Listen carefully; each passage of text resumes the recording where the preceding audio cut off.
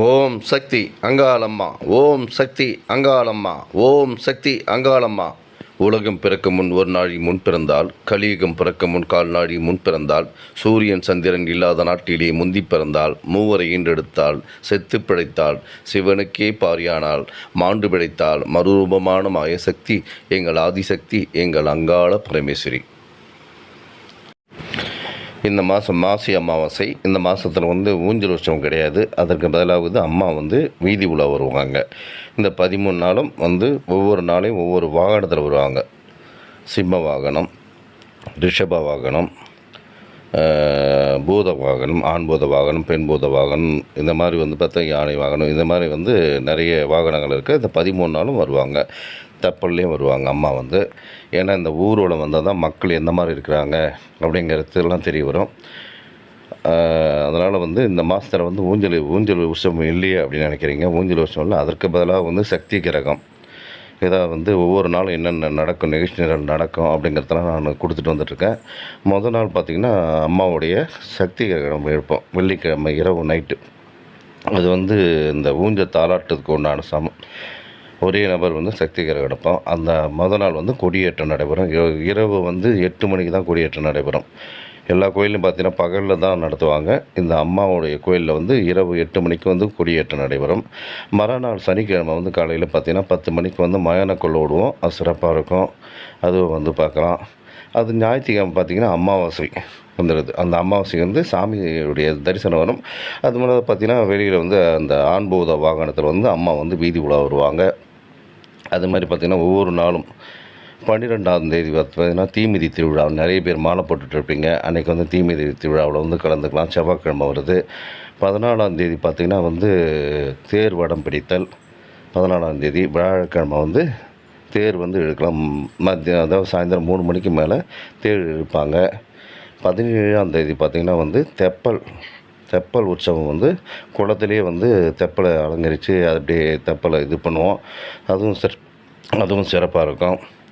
இந்த மாதிரி ஒவ்வொரு நாளைக்கு ஒவ்வொரு விசேஷமாக வருவாங்க. 20ஆம் தேதி பார்த்திங்கன்னா காப்பு கலைக்கிறது அன்றைக்கி தான் தேர்த்துவாலாம் முடிப்போம். இதில் குழந்தை இல்லாதவங்களாம் காப்பு கலைக்கிற அந்த தேதியில் கலந்துக்கிட்டு அந்த சாப்பாடு நான் கொடுக்குற சாப்பாட்டை வாங்கி கொடுத்தீங்கன்னா குழந்தை தங்குன்றது ஐதீகம் இருக்குது.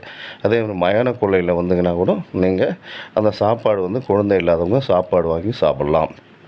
இந்த மாதிரி விசேஷ நாளில் திருமணத்தடை, குழந்தையின்மை, கடன் பிரச்சனை, நோய்பட்டு இருக்கிறது எல்லாத்துக்குமே இந்த இடத்துல தீர்வு கிடைக்கும். இந்த 13 நாளும் சிறப்பாக இருக்கும். அதனால் எந்த திருவிழாவுனாலும் நீங்கள் கலந்துக்கலாம். அதான் நான் கொடுத்துட்ருக்கேன். ஒவ்வொரு நாளும் என்னென்ன திருவிழா நடக்கும், எந்தெந்த உபயதாரர்கள் நடத்துகிறாங்க, அந்த பாட்டு கச்சேரி நடக்கும். ஏன்னா ஒரு நாள் திருவிழா நடத்துகிறதே பெரிய போராட்டமாக இருக்கும் ஒரு சில ஊரில்.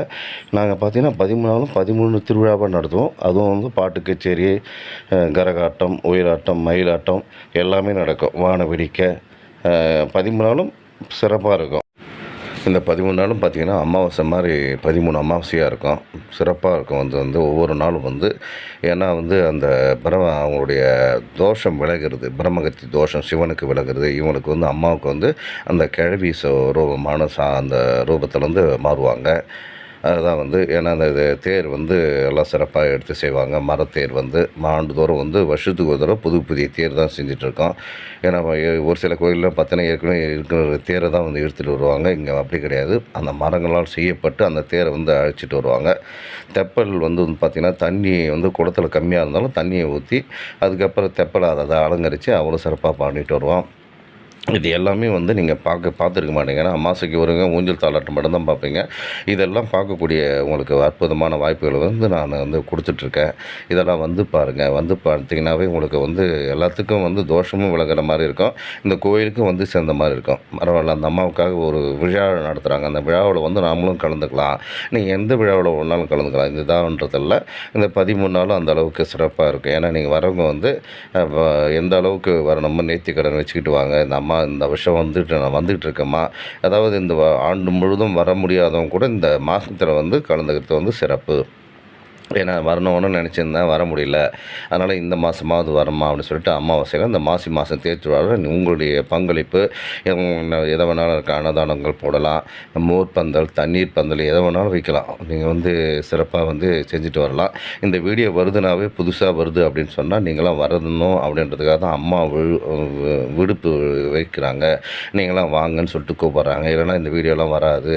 ஏன்னா மேல்மலையின் ஒரு அம்மா வந்து நீங்கள் செல்லில் பார்த்துட்டு இருக்கும்போது என்னோடய வீடியோ வந்து டிஸ்பிளே வந்துட்டுருக்கோம். வருதுன்னா என்ன காரணம்னா உங்களுடைய கஷ்டத்துக்கு இந்த இடத்துல முடிவு கிடைக்கும். ஏன்னா அந்த தெய்வ சக்தி யாங்கிட்ட இருக்குதோ அப்போ தான் வந்து அந்த வீடியோவே வரும், இல்லைன்னா வராது. நம்ம ஏதோ ஒரு சிந்தனை இருப்போம், என்னடா இது இந்த பிரச்சனை இருக்குது, இந்த பிரச்சனைக்கு நம்ம தீர்வே கிடைக்காம இருக்குதுன்னு சொல்லிட்டு பார்த்தீங்கன்னா இந்த வீடியோ வந்து காமிக்கும். அப்போ காமிக்கும் போது அம்மா கிட்டக்கும் உங்களுக்கும் ஏதோ ஒரு தொடர்பு இருக்குது, அதனால தான் அந்த வீடியோ வந்து காமிக்குதுன்னு அர்த்தம்.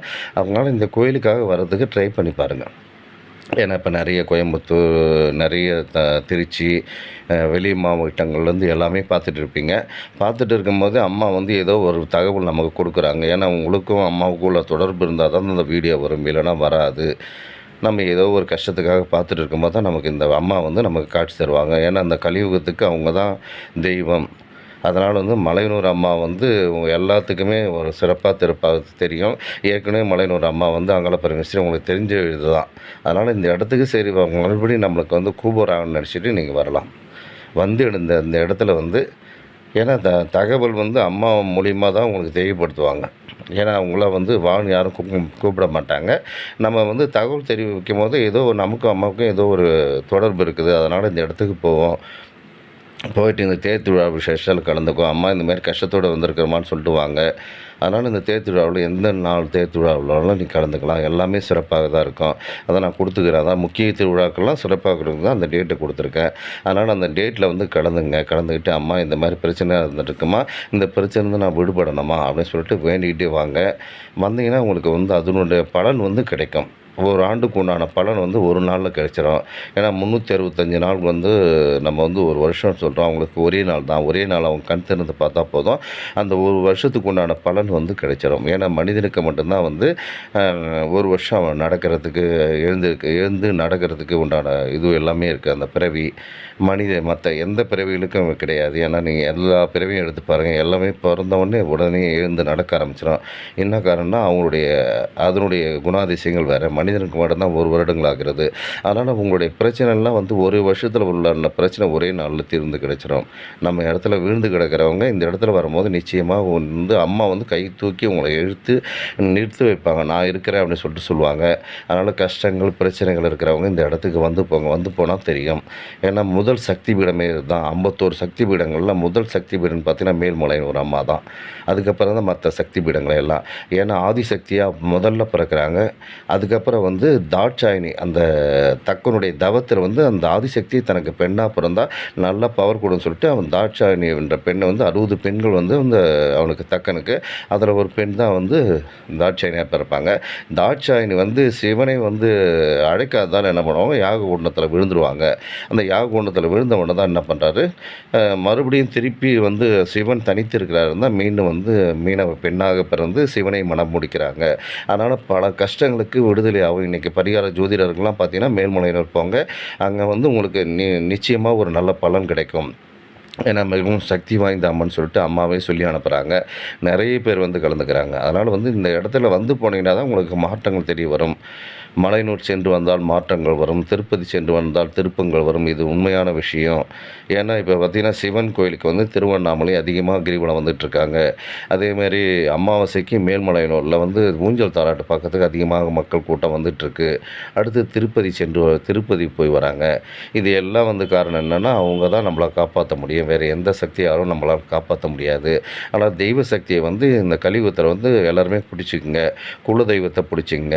உங்களுடைய பித்தர்களுக்கு மூதாதையருக்கு படைகள் போடுற விஷயங்கள்லாம் பிடிச்சிங்க. அப்போ தான் நிம்மதியாக சந்தோஷமாக இருக்க முடியும்.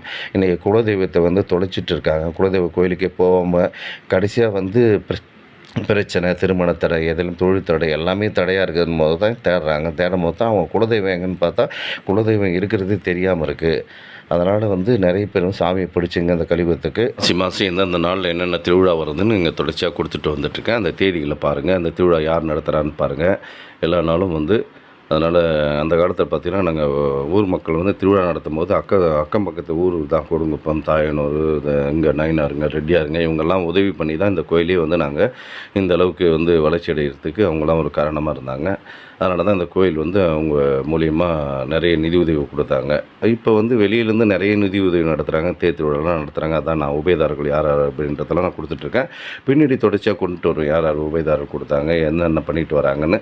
அதனால் முடிந்த அளவுக்கு வந்து உதவிகள் கொடுங்க. அந்த கோயிலுக்கு வந்து இந்த அளவு சிறப்பாக செய்கிறோன்னா பார்க்கும்போது தெரிஞ்சுக்கலாம். பரவாயில்ல இந்த அளவுக்கு பிரம்மாண்டமாக செய்கிறாங்கன்னா நம்மளுடைய தொகை ஏதோ ஒன்று இருக்கலாம் அந்த கோயிலுக்காக. நீங்கள் சின்ன தொகையாகவும் போடலாம், பெரிய தொகையும் போடலாம். நீங்கள் வர்றவங்க ஒவ்வொருத்தருமே ஒரு ரூ. 100 உண்டியலில் போட்டாங்கன்னா உண்டியல் காணிக்கை அதிகப்படுத்தும். இந்த கோயிலுடைய வளர்ச்சிக்காக வரும். ஏன்னா ஒவ்வொரு வருஷமும் இந்த மாதிரி யாரும் சிறப்பாக எடுத்து செய்கிறதில்ல. நாங்கள் செஞ்சுட்டு இருக்கோம். இந்த சேனலுக்கு எல்லாமே லைக் பண்ணுங்கள், சப்போர்ட் பண்ணுங்கள், ஷேர் பண்ணுங்கள். நன்றி, வணக்கம். மலை தலைமை பூசாரி பூபதி ராஜா.